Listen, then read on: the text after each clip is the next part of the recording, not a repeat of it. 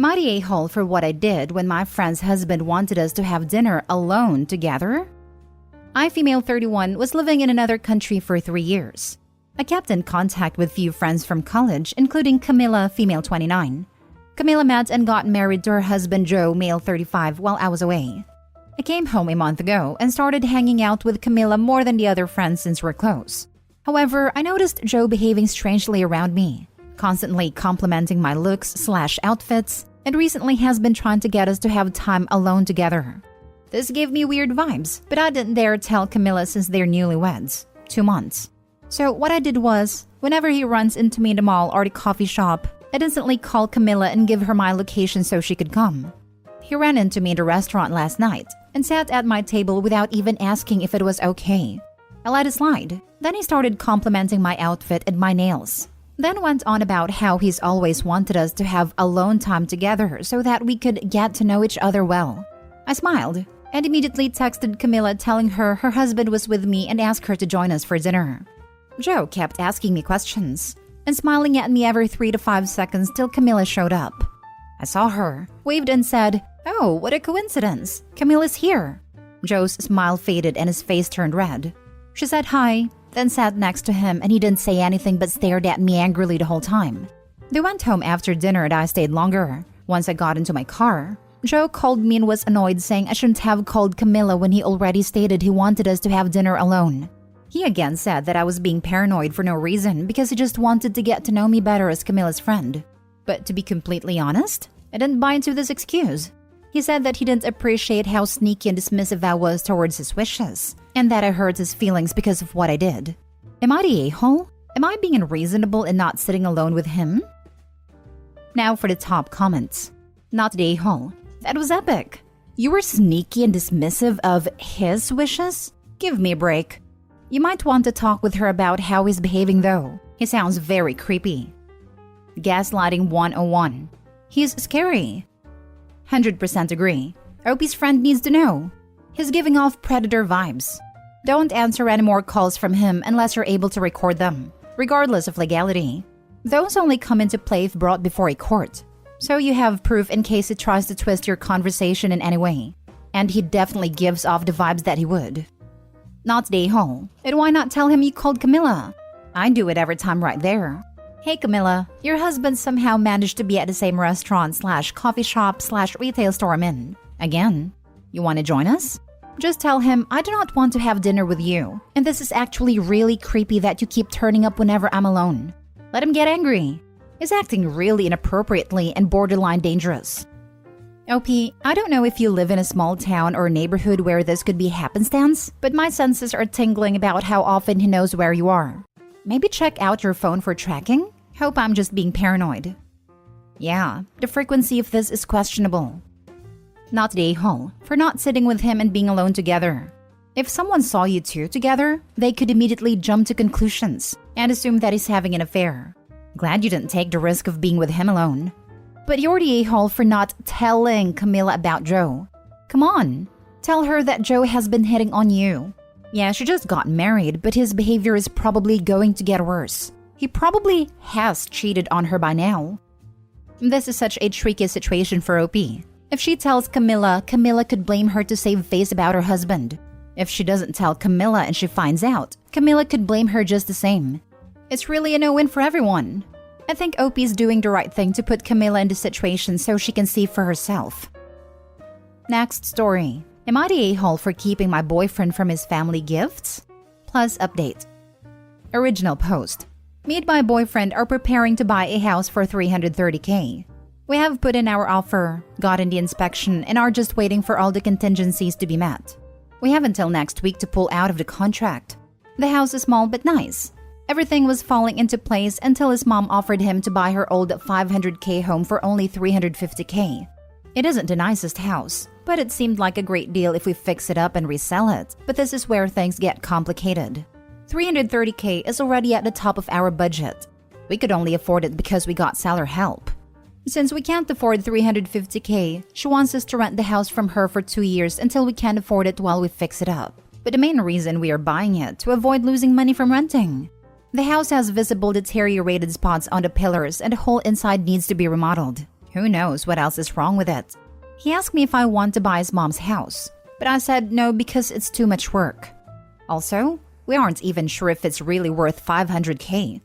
He obviously really wanted me to consider it, so I told him to get pictures from his mom of how the inside currently looks, because I haven't fully seen the inside. As soon as he got the pictures, I saw how much work it was, and it made me not want it even more. He also told me that once we fix it up and sell it, his mom wants us to give her $100K from whatever money we make to return the favor. After the 2 years of renting, remodels, and spending $100K, we wouldn't even make that much money in my opinion. I told him I don't want the house still. He was like, okay, fine, then call my mom and tell her that you don't want it. Me and his mom don't have the best relationship, and I felt like it isn't my place to call her to tell her that anyways. I never even said I wanted it in the first place. He then calls his mom to tell her I don't want the house because it's too much work. He keeps trying to get me to say something while he is talking to her to get us to have a conversation, but I don't want to be a part of it. Once I finally gave in and talked to her, she starts guilt-tripping me saying I'm keeping him from his family gift. After the call ends, he says if I don't agree, he is going to be upset about this for a long time because he is missing out on a great deal.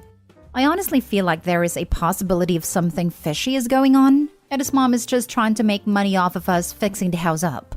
If it is a gift, why do we have to give her $100K at the end? It wouldn't be the first time we fixed things up for her and didn't get much in return. Anyways, now I don't know if I'm being an a-hole and keeping him from his blessings or if I'm protecting us from years of stress. I personally feel like we would be much happier in our nice house that we already found. Not to mention he was happy about the house we found until the situation came up. Now for the top comments before reading the update. Not the a-hole. This all sounds fishy to me. Are you sure the contract doesn't also include mommy also gets to live in the house with you the entire time forever? Plus you have to give me money. Maybe mom wants someone to upgrade her house, she says as a renter. Then mom would decide to sell it to someone else? Funny you mentioned that because 1, the house is located 1 minute from her house and I felt like she would be intruding in our space somehow because of that. And 2, she had to start to fix up that house's basement in the past because we wanted to rent the basement out from her. And right when we finished clearing it up, she rented it to someone else. Okay, so she's literally screwed y'all in the past. Your boyfriend's judgment seems lacking. Why he doesn't think she'd screw you all over again is beyond me. Or why he thinks buying a house you have to put money into fixing up and paying her back is a better deal than a house you wouldn't have to do any of that at all. Opie will be nuts to financially ties herself to this guy. Don't buy mom's house. Straight up tell him it's a crap deal and you aren't getting ripped off by his mom again. And tell him if he tries to tantrum his way into making you agree, then your relationship will be done. This is not how partnerships should work. Don't buy any other house either. Time to really think about the financial responsibility of this guy and the respect he actually has for you. Newsflash, he cares about keeping his mommy happy more than you or your life together. Update after talking to my boyfriend and showing him this post. He claims she will help us pay for the renovations of this house if we buy it and not let us be broke. He claims we won't have to give her $100K, but instead 50% of whatever we end up making off of it. In my opinion, still a bad deal. He claims he doesn't even care about getting the house anymore. Despite all the comments, he doesn't feel like he is being a mama's boy or being delusional about it. In the comments, I mentioned that we started to fix up one of her house's basements so we can rent it from her. There was a lot of trash in there, so we spent days bagging it all up. After we cleaned it up, she went back on our deal and rented it to someone else. He says he isn't mad about that because we didn't put any money into it yet. We still ended up moving to a different one of her house's basements instead. I told him that even though she gave us another basement, she still lied to us, so she can't be trusted. Oh yeah, and she ended up throwing us out of that basement anyways, and putting all our stuff on the street. Pretty much that basement ended up flooding multiple times because she didn't take proper care of it. Since it was unlivable, we went apartment hunting. She got mad at us for finding a new place to live and then threw us out on streets before our new lease started. She even locked us out of a lot of our items and made us have to come back with the police to try to get it back. She tried to lie to the police and say we didn't even live there. All in all, he doesn't see that his mom can't be trusted and I don't understand why. I'm about to explode. At this point, I am worrying about moving in with him at all. This will continue to be a lifelong problem he has. Next story. Am I the a-hole for refusing to give my boyfriend a copy of the key to my deceased friend's place? My female 27 friend of 15 years, Aaron, male 30, passed away a few weeks ago. He wasn't married nor had a family, so I'm the one responsible for his belongings and his apartment. I keep the key with me to visit the apartment every weekend to check on it. My boyfriend noticed and asked to have a copy of the key to the apartment. I was utterly confused by his request. I asked what for, since he and Aaron weren't even that close given that he and I had been dating for 6 months. He got offended and accused me of gatekeeping Aaron's memory. I said I was sorry, but Aaron's apartment has valuable stuff that I cannot risk missing. And besides, what business could he possibly have there? He got offended and accused me of implying that he is untrustworthy and a thief. I tried to cut the argument, but he kept going on about how I hurt his feelings and showed an incredible amount of distrust towards him. He went home, but the texting kept going. He's insisting, saying if I trust him, then I gotta let him have a copy of the key. Am I the a-hole for not giving it to him, or am I being unreasonable paranoid? Now for the top comments. Not the a-hole. The fact he wants a key in the first place is weird. It sounds like he wants some control over your grief. But what makes me especially suspicious of his motives is, he got offended and accused me of implying that he is untrustworthy and a thief. You never implied that, did you? So him jumping straight to that conclusion might be telling of what is on his mind. I bet he just told himself here. He is definitely eyeing the valuables in that flat. No, I did not. I don't know where he came up with this idea. It's called projection, or more casually, a guilty conscience. Trust your instincts. Do not give him a copy of the key and don't leave it where he can access it. This is a major red flag, and it's time to reevaluate your relationship. He's gaslighting you about your friend who died to access his things. This is not a good guy. I second this. Like, what does he want in that apartment? Why the weird attitude? You just lost your best friend. He should be helping you through this, not pushing you to do something you don't want to do. Ditch the loser, not the a-hole. He accused Opie of implying he was untrustworthy and a thief. I think he told on himself right there. Maybe Aaron had a game system or watch collection that he was eyeballing. His reaction is too over the top for it to be an innocent reason that he wanted a key. The only other reason I can think of is that he wants to search for evidence of whether Opie and her friend were more than friends. He can't fathom a man and woman having a platonic relationship. That's a possibility, but I agree that it's probably just a take stuff. Or he wants to do something weird/illegal there. I'd dump him for this. However, if you aren't there yet, OP, for some weird reason because this is insane, get a camera in the friend's apartment and leave the key out where he can get it. See what happens when it goes there. Last story. Am I the a-hole for how I responded when my ex said he wanted to see our baby? A few people in my life have mixed opinions on this situation, so I'm posting for an outside opinion since I'm really unsure. I'm 16 female and my ex, Joe, is 17 male. I found out I was pregnant in December, when myself and Joe were on the verge of breaking up. In hindsight, I should have broken up with him sooner. Joe heard a rumor that I was lying about my pregnancy, and despite showing him the proof, he blocked me out entirely. I tried everything to contact him, but since I wasn't visibly pregnant, he refused to believe me. I have since spoken to a solicitor who unfortunately can't do anything since my ex doesn't have a known address, and I was never told his real surname.